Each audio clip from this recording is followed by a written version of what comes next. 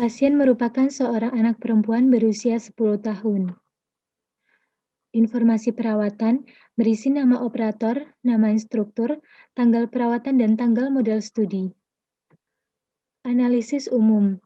Pasien datang ke dokter gigi dengan keluhan gigi atas dan bawah berdesakan, serta belum pernah dilakukan perawatan ortodonti. Keadaan tonsil normal atau tidak ada kelainan, tipe skelet ektomorfik dengan ciri badan tinggi serta kurus atau langsing, etnis pasien Jawa, dan kebiasaan bernafas normal yakni melalui hidung. Analisis lokal. Pertama-tama, kita akan membahas tentang ekstraoral pasien. Tipe profil dari pasien adalah cembung atau konveks dilihat dari analisis Rakosi, yakni sudut antara garis yang ditarik dari titik glabella ke titik labialis superior dengan garis yang ditarik dari titik labialis superior ke titik pogonion membentuk sudut tumpul. Kemudian untuk bibirnya adalah kompeten, yakni ketika dalam keadaan istirahat, bibir mengatup dengan sempurna. Untuk tipe mukanya adalah leptoprosop, yakni tinggi wajah anterior lebih panjang dan posterior lebih pendek. Untuk fungsi bicara dari pasien adalah normal, yakni pasien bisa mengucapkan huruf sulit seperti R, S, dan T. Untuk bentuk kepalanya adalah mesosefalik dengan rentang indeks sefalik dari 0,76 hingga 0,79. Titik yang menjadi pedoman adalah titik nasion, zigoma atau orbita, dan titik nation. Dan yang terakhir untuk kebiasaan jelek dari pasien adalah tidak ada. Selanjutnya adalah intraoral dari pasien. Jaringan mukosa mulut pasien normal, tidak ada kelainan atau keluhan. Lidah pasien normal, tidak ada kelainan atau keluhan. Palatum pasien normal, tidak ada kelainan atau keluhan. Frekuensi karies rendah, tanpa adanya karies pada gigi sulung 74 dilihat dari gambaran klinis dan radiologi. Kebersihan atau OH mulut adalah baik, karena karies hanya ada pada gigi sulung 74 dan fase gigi pasien berada pada fase gigi pergantian, yakni karena usia pasien masih 10 tahun atau di bawah 21 tahun atau sebelum molar ketiga tumbuh jika ada benihnya. Keadaan geligi. Keadaan geligi dapat dilihat dari foto klinis maupun radiologi. Berikut ini merupakan keadaan geligi pasien. Garis horizontal menandakan tidak adanya gigi atau benih gigi pada regio tersebut, dan lingkaran hitam menandakan bahwa terdapat karies pada gigi tersebut. Setelah melakukan analisa keadaan geligi, selanjutnya yang dilakukan adalah analisis foto panoramik. Pada gambaran foto panoramik, dapat dilihat bahwa benih gigi permanennya lengkap. Gigi 11, 12, 21, 22, 31, 32, 41, 42, 16, 26, 36, 46 sudah erupsi seluruhnya. Dan gigi 33 sudah erupsi sebagian. Kemudian benih gigi 14, 15, 24, 25, 34, 35, 44, 45 telah terdapat resorpsi seperti ke akar gigi sulung. Dan benih gigi 35, 45 malposisi ke arah distal. Kemudian benih gigi 13, 23 malposisi ke arah mesial. Pada foto radiografi pasien juga terlihat bahwa tidak ada agenisi maupun gigi kelebihan. Selanjutnya, didapatkan impaksi pada benih gigi 35 dan 45. Kemudian lain-lain, yaitu pada benih gigi 35 dan 45 mengalami malposisi ke arah distal sehingga hanya dapat resorpsi akar distal dari gigi 75 dan 85. Kemudian benih gigi 13 dan 23 malposisi ke arah mesial sehingga mendesak akar gigi 12 dan 22 yang menyebabkan berdesakan pada regio anterior. Kemudian tampak gigi 11 dan 21 dengan akar ke arah distal, sementara mahkota berada di mesial. Dan yang terakhir terdapat karies pada benih gigi 74. Selanjutnya kita akan melihat analisis fotosefalometri. Yang pertama, kita akan membahas analisis Downs. Down membagi analisa sefalometrinya menjadi analisa skeletal dan juga analisa dental. Down menggunakan garis FH yang merupakan garis Frankfurt Horizontal Plane sebagai garis patokan untuk analisa sefalogram. Garis ini seperti terlihat pada gambar merupakan garis yang ditarik dari titik orbital, yaitu titik terendah pada tepi inferior rongga mata, dan titik porion yaitu titik tengah kontur atas dari meatus acousticus externus. Selanjutnya, kita akan membahas analisis skeletal Downs yang pertama, yaitu sudut wajah atau facial angle. Rentang normal sudut fasial menurut Jacobson adalah 82-95 derajat, dan pada kasus ini didapati bahwa sudut fasialnya adalah sebesar 80,4 derajat, yang mengindikasikan bahwa pasien mengalami dagu mundur atau retrogenati. Nah, untuk lebih jelasnya, kita perhatikan gambar berikut. Yang kedua adalah sudut kecembungan wajah. Rentang normal sudut kecembungan wajah adalah minus 8,5 sampai 10 derajat. Dan pada kasus ini didapati bahwa sudut kecembungan wajahnya adalah sebesar minus 1,8 derajat, yang mengindikasikan bahwa pasien memiliki sudut kecembungan yang normal. Untuk lebih jelasnya, mari kita perhatikan gambar berikut. Yang ketiga adalah Y-aksis atau sumbu pertumbuhan.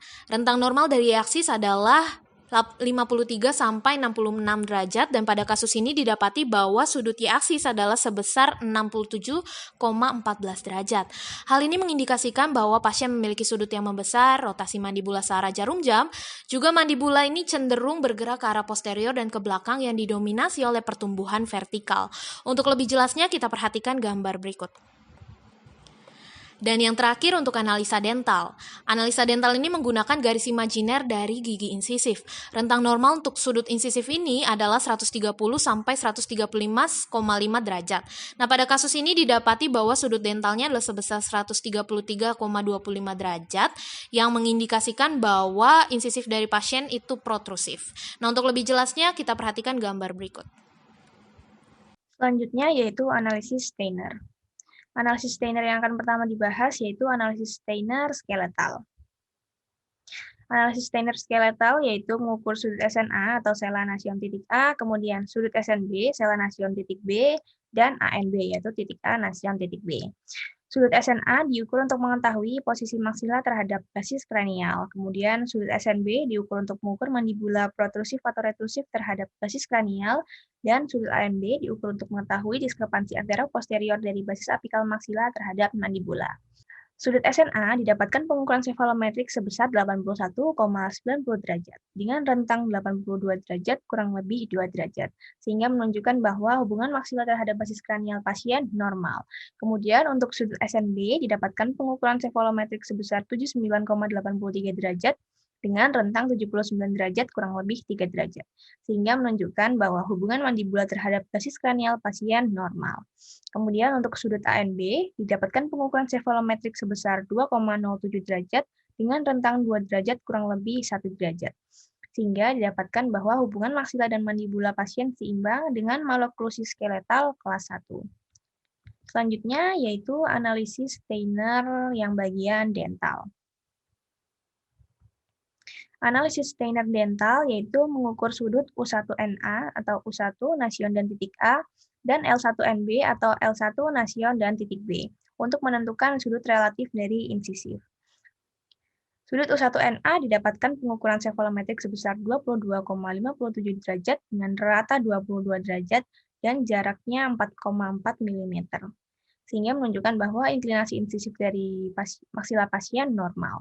Kemudian sudut L1NB didapatkan pengukuran sefalometrik sebesar 21,22 derajat dengan rata 25 derajat dan jarak yang didapat yaitu 2,57 mm. Sehingga menunjukkan bahwa inklinasi insisif mandibula pasien mengalami retroklinasi. Selanjutnya adalah analisis Tweed. Analisis Tweed, atau yang biasa disebut sebagai Tweed's Facial Triangle, terdiri dari yang pertama ada FMA, Frankfurt Mandibular Angle, yang bertujuan untuk mengetahui arah pertumbuhan dari wajah bawah pasien. Yang kedua adalah FMIA, Frankfurt Mandibular Incisal Angle, yang bertujuan untuk mengetahui keseimbangan dan harmoni wajah bawah terhadap gigi anterior. Dan yang ketiga adalah IMPA, Incisor Mandibular Plane Angle, yang bertujuan untuk mengetahui ketegakan dari gigi insisif rahang bawah. Pada pengukuran sefalometrik, didapatkan angka FMA sebesar 37 derajat, FMIA sebesar 59,5 derajat, dan IMPA sebesar 83,5 derajat. Apabila angka tersebut kita bandingkan dengan tabel rata-rata dan rentang dari Jacobson and Jacobson 2006 dan Ardani et al. 2017, maka angka FMA 37 derajat menandakan bahwa arah pertumbuhan wajah bawah pasien dominan ke arah vertikal. Kemudian FMIA sebesar 59,5 derajat menandakan bahwa gigi insisif rahang bawah tegak. Dan yang ketiga, IMPA sebesar 83,5 derajat menandakan bahwa gigi insisif rahang bawah berada pada posisi retroklinasi. Analisis jaringan lunak. Analisis jaringan lunak dapat dilakukan melalui beberapa cara. Yang pertama adalah posisi bibir rickets, yang bertujuan untuk mengetahui jarak bibir atas dan bawah terhadap garis estetik align. Yang kedua adalah posisi bibir standar, yang bertujuan untuk mengetahui posisi bibir atas dan posisi bibir bawah terhadap garis S-line. Dan yang terakhir adalah sudut nasolabial, yang bertujuan untuk mengukur sudut yang terbentuk oleh perpotongan antara garis yang ditarik dari pipi bawah hidung ke subnasion dan garis yang ditarik dari labial superior ke subnasion. Ini tabel hasil pengukuran sefalometrik yang apabila dibandingkan dengan kondisi seimbang, maka didapatkan bahwa baik bibir atas dan bibir bawah mengalami protraksi. Selanjutnya, analisis model studi. Yang pertama, kita akan menentukan bentuk lengkung geligi dari pasien. Pada kasus ini, baik pada rahang atas maupun rahang bawah memiliki bentuk lengkung geligi normal berbentuk ovoid. Selanjutnya, melakukan perhitungan jumlah lebar mesiodistal 4 gigi insisivi rahang atas. Pada poin ini, kami mengambil angka dari tabel 1, di mana gigi 12, 11, 21, dan 22 memiliki angka 7 mm, ditambah 7 mm, ditambah 8 mm, ditambah 7 mm, dan hasilnya adalah 29 mm. Angka ini termasuk dalam kategori normal. Model diskrepansi. Diskrepansi merupakan selisih antara ruang yang tersedia dikurangi ruang yang dibutuhkan. Untuk menghitung available space ada dua cara, yaitu metode Fox-Sexton dan metode Presswire. Namun pada kasus ini kami menggunakan cara Fox-Sexton.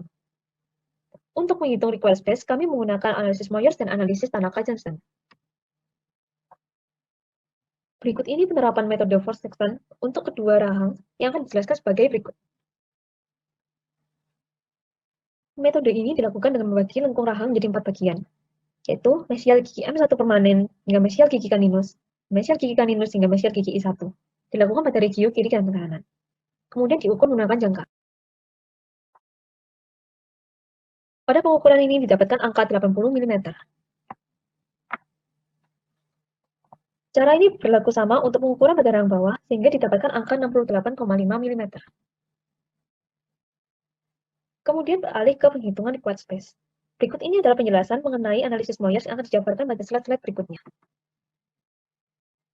Namun sebelum menghitung required space, baik untuk metode Moyers maupun Tanaka-Johnston, dibutuhkan data lebar mesiodistal 4 I rahang bawah yang dilakukan dengan menjumlahkan lebar keempat mesiodistal gigi insisif rahang bawah. Pada kasus ini ditemukan jumlah total mesiodistalnya 24 mm. Jumlah mesiodistal 4 gigi I rahang bawah kemudian dicocokkan dengan tabel dan dimasukkan ke rumus presisi Moyers. Selanjutnya adalah analisis Tanaka-Johnston yang akan dijelaskan sebagai berikut. Pertama yang dilakukan adalah mencari nilai Y maksila dan Y mandibula, di mana nilai Y didapatkan dari nilai X. Kemudian dimasukkan ke rumus analisis ruang Tanaka-Johnston, yaitu X tambah 2Y. Terakhir adalah menghitung diskrepansi dengan mengurangkan available space dengan required space. Tabel kiri menggunakan required space metode Moyers, dan tabel kanan menggunakan required space metode Tanaka-Johnston. Pada required space metode Moyers, didapatkan hasil rahang atas kelebihan tempat 9,8 mm dan rahang bawah kekurangan tempat 0,9 mm. Dan pada metode Tanaka-Johnston didapatkan hasil rahang atas kelebihan tempat 10 mm dan rahang bawah kekurangan tempat 0,5 mm. Selanjutnya adalah curve of Spee. Curve of Spee merupakan sebuah lengkung imajiner yang menghubungkan insisal insisivi hingga ke bidang oklusal dari molar terakhir pada rahang bawah. Namun, pada kasus ini, curve of Spee tidak dapat ditentukan karena pasien masih dalam fase geligi pergantian. Berikutnya adalah diastema. Pada kasus ini, diastema dapat dijumpai pada rahang atas, yaitu pada regio 11 dan 12. Sedangkan pada rahang bawah tidak dijumpai adanya diastema. Selanjutnya adalah simetri gigi. Simetri gigi dapat diukur menggunakan alat bernama simetograf. Simetograf diletakkan di atas permukaan oklusal gigi dengan bidang orientasi mid-palatal rib. Lalu, kedudukan gigi di kuadran kiri dengan kuadran kanan dibandingkan dalam arah sagital dan transversal. Untuk simetri gigi dalam kasus ini, pada rahang atas ditemukan bahwa yang pertama, gigi 1-2 lebih menjauhi garis median dan terletak lebih ke palatal daripada gigi 2-2. Kemudian, gigi 2-2 lebih ke labial daripada gigi 1-2. Dan yang terakhir untuk rahang atas adalah gigi 2-3 lebih ke distal daripada gigi 1-3. Dilanjutkan dengan pengukuran simetri gigi pada model rahang bawah. Didapatkan bahwa gigi 41 tampak lebih ke labial daripada gigi 31. Dengan gigi 41 melewati garis median dan gigi 31 menjauhi garis median. Gigi terletak salah. Pertama-tama kita akan membahas tentang gigi yang terletak salah pada rahang atas. Rahang atas dibagi menjadi dua regio, yakni regio 1 dan regio 2. Pada regio 1, terdapat kelainan pada gigi 1-1 yakni distolabial rotasi eksentris, pada gigi 1-2 yaitu labioversi, kemudian dilanjutkan pada regio 2, pada gigi 2-1 ada distolabial atau mesiopalatal rotasi sentris, kemudian pada gigi 2-2 ada labioversi, pada gigi 2-6 mesioversi. Selanjutnya kita akan membahas tentang gigi yang terletak salah pada rahang bawah. Rahang bawah terdiri dari regio 3 dan regio 4. Pertama-tama kita akan membahas tentang kelainan pada regio 3, yakni pada gigi 31 linguoversi. Selanjutnya pada regio 4, yakni pada gigi 41 distolingual rotasi eksentris. Dan yang terakhir pada gigi 42 linguoversi. Pergeseran garis median. Garis median rahang pada posisi yang benar berhimpit dengan garis median wajah yang ditarik dari titik glabella, subnasal, dan pogonion. Berikut merupakan foto klinis dari oklusi rahang atas dan rahang bawah pasien. Tampak garis median rahang atas dan rahang bawah tidak segaris, menunjukkan pergeseran garis median rahang bawah ke kanan.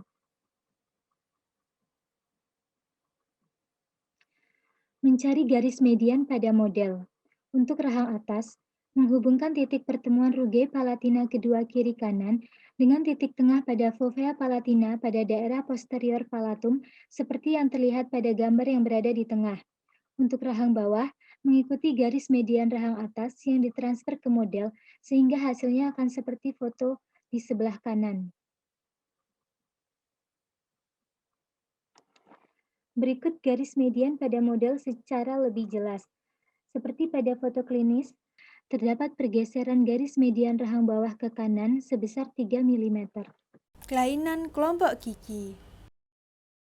Pada regio anterior rahang atas dapat dilihat pada model bahwa terdapat diastema di antara gigi 1-1 dan 1-2. Sedangkan pada regio anterior rahang bawah pada model terdapat gigi berdesakan yaitu kelompok gigi yang linguoversi dan rotasi eksentris. Selanjutnya, tidak ada supraposisi dan infraposisi pada rahang atas dan rahang bawah, baik regio anterior maupun posterior, karena pasien berada pada fase geligi pergantian sehingga gigi belum erupsi maksimal.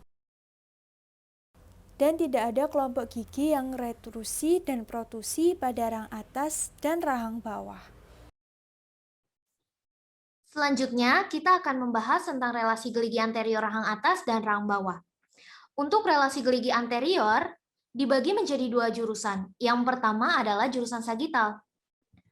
Nah, untuk jurusan sagital, kita akan membahas tentang overjet atau jarak gigit.